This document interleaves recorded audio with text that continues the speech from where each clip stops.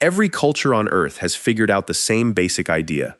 Take something cheap, cook it fast, hand it to someone on a sidewalk, and make it so good they come back tomorrow. Street food is the original fast food, and almost none of it was invented on purpose. These dishes exist because someone was hungry, short on money, and creative enough to work with whatever they had. These are the street foods worth traveling for, and every one of them carries a story that changes how you think about the food itself. Tacos al pastor. Walk through Mexico City late at night, and you will see the same thing on nearly every corner. A tall vertical spit of thinly sliced pork, slowly rotating next to an open flame. A cook shaves off ribbons of meat, catches a slice of roasted pineapple on the blade, and drops everything onto a small corn tortilla. This is tacos al pastor, widely considered Mexico City's signature street food. But the vertical spit did not come from Mexico. It came from Lebanon. Starting around 1892, waves of Lebanese and Syrian immigrants, many of them Christians fleeing persecution under the Ottoman Empire, settled in central Mexico, particularly in the city of Puebla. They brought the tradition of cooking lamb on a vertical rotisserie, the same method used to make shawarma across the Middle East. By the 1930s, restaurants in Puebla were serving what they called tacos árabes, spit-roasted meat served on a pita-like flatbread called pan árabe. The transformation into modern al pastor happened a generation later. As the technique migrated to Mexico City in the 1950s and 1960s, second-generation Lebanese Mexicans swapped lamb for pork, marinated it in dried chilies, achiote, and spices, switched to corn tortillas, and placed a pineapple on top of the spit so the juices would drip through the meat as it cooked. The name tells the whole story. Al pastor means shepherd style, a direct reference to the original lamb. The lamb is long gone, but the name stayed. Today, al pastor is as Mexican as anything in the country's culinary history, even though its cooking method traveled thousands of miles to get there. Tacos al pastor took 2 generations to reach their current form, but the next street food has been feeding an entire country's morning routine for far longer than that. Jianbing is one of China's most popular street breakfasts, eaten by millions of people every single morning. It is a thin, savory crepe made from a batter of mung bean flour and wheat flour, spread across a hot round griddle and cooked in under 2 minutes. While the batter is still wet, the cook cracks an egg directly onto it, spreads it thin, then flips the whole thing over. Chopped scallions, cilantro, a swipe of sweet bean paste and chili sauce, and a crispy element go on next. In Shandong province, that crispy layer is a fried cracker called a baozi. In Tianjin, it is a strip of fried dough called a youtiao. The whole thing gets folded into a neat packet and handed over in a paper bag. Legend credits the dish to Zhuge Liang, a military strategist during the Three Kingdoms period, around 1,800 years ago, whose soldiers supposedly cooked batter on their shields after losing their woks. Good story, but there is no historical evidence for it. What is documented is a 1933 Tianjin newspaper describing jianbing guozi as a local specialty, and the skill of making it was later added to Tianjin's intangible cultural heritage list. What makes jianbing remarkable is its consistency. Across a country with enormous regional variation in food, jianbing shows up almost everywhere, made on nearly identical griddles. Vendors set up every morning outside subway stations and office buildings, and the whole thing costs roughly 5 to 10 yuan, less than $1.50. Cheap ingredients, fast technique, and a hot, filling result at 6 in the morning. Jianbing has been around for a long time, though exactly how long is anyone's guess. But the next street food has a birth date we can actually pin down, because it was not invented by a cook. It was invented by a government. Pad Thai is the first dish that comes to mind when someone outside of Thailand thinks of Thai food. Stir-fried rice noodles, egg, tofu or shrimp, bean sprouts, crushed peanuts, and a tamarind-based sauce, all tossed together in a hot wok and served on a plate or wrapped in a banana leaf. It shows up on nearly every Thai restaurant menu in the world. But Pad Thai is not ancient. It was deliberately created in the early 1940s during the rule of Prime Minister Plaek Phibunsongkhram, who launched an aggressive campaign to modernize and unify Thailand's national identity. At the time, Thailand was dealing with rice shortages made worse by flooding and the Second World War. The government promoted rice noodles as an alternative, launched a campaign under the slogan, "Noodle is your lunch," and distributed free noodle carts and a standardized recipe to street vendors across the country. The name Pad Thai literally means Thai stir-fry, chosen specifically to reinforce the idea that this dish belonged to the entire nation. There is even a linguistic clue hiding in the original name. The full version was Kway Teow Pad Thai, and Kway Teow is a Chinese term for rice noodles, quietly revealing that this supposedly Thai national dish was built on Chinese cooking, brought over by traders generations earlier. What started as a wartime propaganda effort became so deeply embedded in the country's food culture that nearly everyone today, including many Thai people, assumes it has been around for centuries. It has not. It is younger than most of your grandparents. Pad Thai came from a government trying to define a country through food. But the next street food was born when a colonial power forced its bread on a country that quietly made it better. Banh mi is a Vietnamese sandwich served on a short, light, crispy baguette, filled with a combination of ingredients that tell the entire history of Vietnam in a single bite. The bread came from France. When the French colonized Vietnam in the mid-1800s, they brought their baguettes with them. But wheat was expensive and hard to come by in Southeast Asia, and Vietnamese bakers adapted.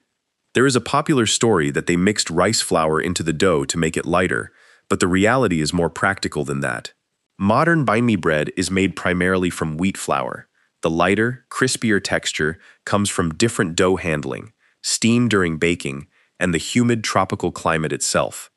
The result is a smaller, airier loaf with a thin crust that shatters when you bite into it, nothing like a dense Parisian baguette. Inside, the sandwich layers French-influenced ingredients like pâté and cold cuts alongside distinctly Vietnamese additions. Pickled daikon and carrot, fresh cilantro, sliced chili peppers, and sometimes mayonnaise all go in together. The combination creates something that neither French nor Vietnamese cuisine could have produced on its own. The modern sandwich format came together in 1950s Saigon, and after 1975, Vietnamese communities brought it to the United States, Australia, and France. Today, a proper banh mi from a street cart in Ho Chi Minh City costs roughly 15,000 to 30,000 dong, which works out to about $1. The word banh mi literally just means bread in Vietnamese. The rest of the world turned it into the name of a sandwich. Banh mi is a street food you hold in your hand and eat slowly. The next one gives you about 2 seconds before it falls apart. Panipuri goes by at least half a dozen names depending on where you are. In northern India and Pakistan, it is called golgappa. In Kolkata, it is puchka. In Odisha, it is gupchup. The name panipuri itself translates to water bread. The concept is deceptively simple. A small, hollow, crispy shell made from semolina or wheat is cracked open at the top, filled with a mixture of spiced water, tamarind chutney, chickpeas, potato, and onion, and then eaten whole in a single bite before the liquid soaks through the shell and everything collapses in your hand. Nobody knows exactly where pani puri came from. Some accounts trace it to the ancient Magadha kingdom in what is now Bihar. There is even a legend involving Draupadi from the Mahabharata. But none of it is verified history. What is real is that the regional variations are not just different names for the same snack. Bengali puchka uses spicier, more tamarind-heavy water and whole wheat shells. Maharashtrian pani puri tends to be milder and slightly sweeter. These are genuinely different eating experiences depending on which city you are standing in. And you are almost always standing. Vendors line up the shells on a metal plate, fill them one at a time, and hand them to you in rapid succession. You eat each one immediately. The crunch, the cold spiced water, the sour tamarind, and the warm potato all hit at once, and then it is gone. Trying to stop at one round is almost impossible. If you are finding this interesting, hit subscribe. There is a lot more food history coming to this channel every week. Now, pani puri is best eaten standing on a crowded sidewalk in Delhi or Lahore. The next street food has a similar energy, except the sidewalk is in Berlin. Döner kebab, in the form most of the world recognizes, is sliced meat from a rotating vertical spit, stuffed into flatbread or a crusty roll with salad, tomatoes, onion, and a yogurt or garlic sauce. The vertical spit has roots in the Ottoman Empire, where stacking seasoned meat on a rotisserie was a common technique as far back as the mid-1800s. But the sandwich that conquered an entire continent came from a very specific place and time.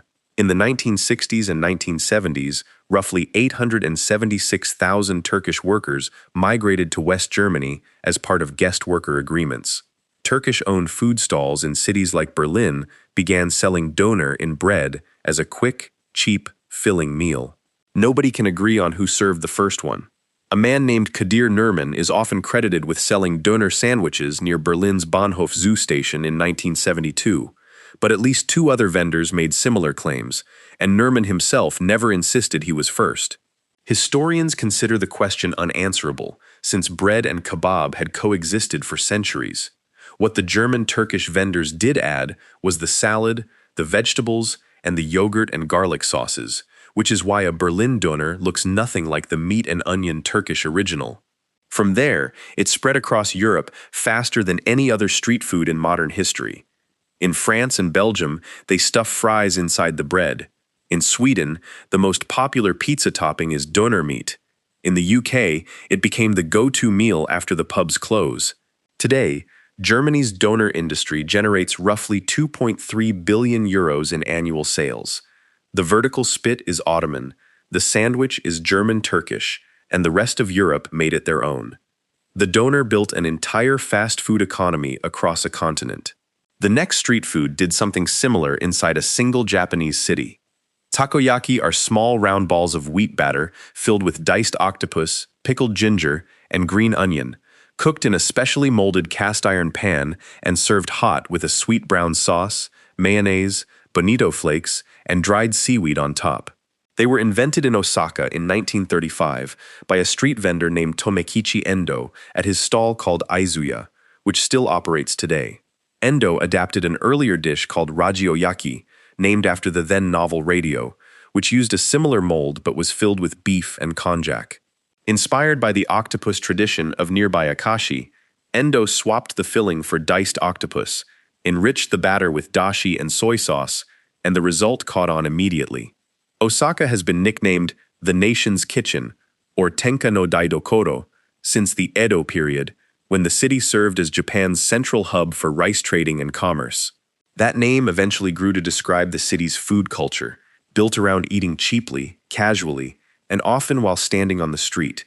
Takoyaki became one of the defining foods of that identity. Vendors cook them in rows, using picks to rotate each ball until the outside is golden and slightly crispy, while the inside stays soft and almost molten. The texture contrast is the whole point.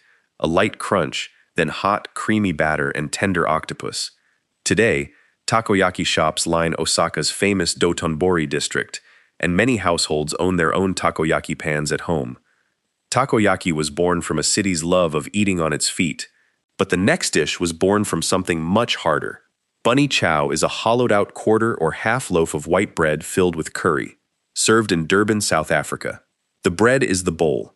You tear off pieces from the loaf and use them to scoop up the curry inside. No plate, no utensils, nothing wasted. The dish traces back to Durban's Indian South African community. The first Indian indentured laborers arrived aboard the SS Truro on November 16, 1860. 342 passengers brought to work the sugar plantations of Natal. Over the following decades, roughly 152,000 more followed. By the 1940s, Indian-run restaurants along Grey Street were serving curry in hollowed bread as a portable, self-contained meal. When formal apartheid began in 1948 and restaurant seating became legally segregated, bunny chow became even more practical. A meal that needed no plate, no chair, and no utensils worked perfectly in a system that denied all three. The name most likely comes from Banya, a reference to the Banya merchant caste from Gujarat who ran many of those Grey Street restaurants. Chow is South African slang for food. One detail that often gets overlooked is that early bunny chow was frequently vegetarian. Many of Durban's Indian community, particularly Hindus, did not eat meat, so the original filling was often a bean curry. The mutton and chicken versions came later. Today, the curry inside varies widely, but the bread stays the same. It soaks up the sauce so that by the time you reach the bottom of the loaf, every single bite is saturated with flavor. Bunny chow was born from division, but the last street food on this list has divided two entire countries, just not in the way you might expect. Arepas are round, flat cakes made from ground maize dough, cooked on a griddle or fried, and served plain, stuffed, or split open and filled with anything from cheese to shredded beef to black beans and avocado. They are genuinely pre-Columbian, eaten by indigenous peoples in what is now Venezuela and Colombia long before Spanish colonizers arrived. The word arepa comes from arepa, the Cumanagoto word for corn. The cooking griddle, called a budare, takes its name from the Taíno language. Maize was first domesticated roughly 9,000 years ago in what is now Mexico and reached South America thousands of years later.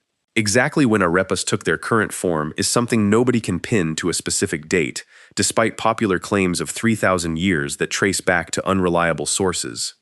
Today, both Venezuela and Colombia claim the arepa as their national food, and the argument over who owns it is ongoing and occasionally political. Venezuelan arepas tend to be thicker, split open, and stuffed with fillings like reina pepiada, a mixture of shredded chicken, avocado, and mayonnaise that was created in 1955 by the Alvarez family in Caracas and named after Susana Duijim, the first Venezuelan crowned Miss World. Colombian arepas are usually thinner, often grilled with butter and cheese, and there are more than 55 regional styles across the country. In both nations, arepas show up at breakfast, lunch, dinner, and every street corner in between. 3 ingredients: maize flour, water, and salt. Empires rose and fell around the people who made them, and the arepa barely changed at all. Street food is never just about the food. Every dish on this list started because someone needed to eat quickly, cheaply, and well, and everyone ended up carrying the history of the place it came from.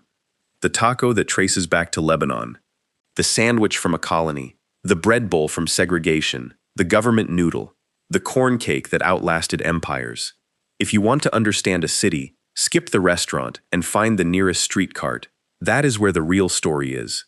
If you want to see how every type of chocolate in the world is made, that video is on screen right now.